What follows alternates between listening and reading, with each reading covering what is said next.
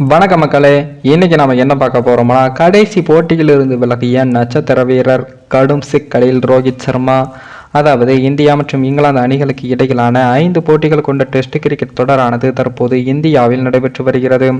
இந்த தொடரின் முதல் 4 போட்டிகள் முடிவடைந்த வேளையில் இந்திய அணியானது முதல் போட்டிக்கு பின்னர் அடுத்தடுத்த 3 போட்டியிலும் வெற்றியை பதிவு செய்து இந்த தொடரை 3-1 என்ற கணக்கில் கைப்பற்றியுள்ளது. அதனைத் தொடர்ந்து இந்த இரு அணிகளுக்கும் இடையிலான 5வது மற்றும் கடைசி டெஸ்ட் போட்டியானது எதிர்வரும் மார்ச் 7ஆம் தேதி தர்மசாலா நகரில் நடைபெற இருக்கிறது. ஏற்கனவே இந்த தொடரை இந்திய அணி கைப்பற்றி விட்டதால் இந்த கடைசி டெஸ்ட் போட்டிக்கான இந்திய அணியில் சில மாற்றங்கள் இருக்கும் என்று எதிர்பார்க்கப்படுகிறது.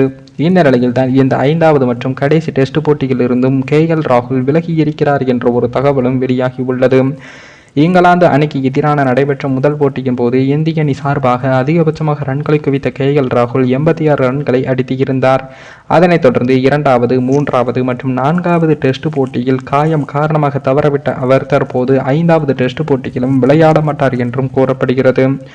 இன்னும் காயத்திலிருந்து முழுமையாக குணமடையாத காரணத்தினால் அவர் டாக்டர்களின் ஆலோசனையை பெறுவதற்காக லண்டன் சென்று உள்ளார் என்ற ஒரு தகவலும் வெளியாகி உள்ளது.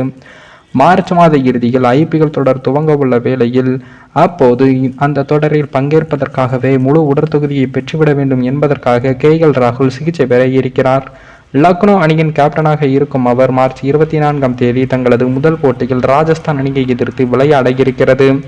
ஒருவேளை காயம் குணமடையவில்லை என்றால் IPL தொடரின் ஆரம்பகட்ட போட்டிகளில் அவர் விளையாட மாட்டார் என்ற ஒரு தகவலும் வெளியாகி உள்ளது.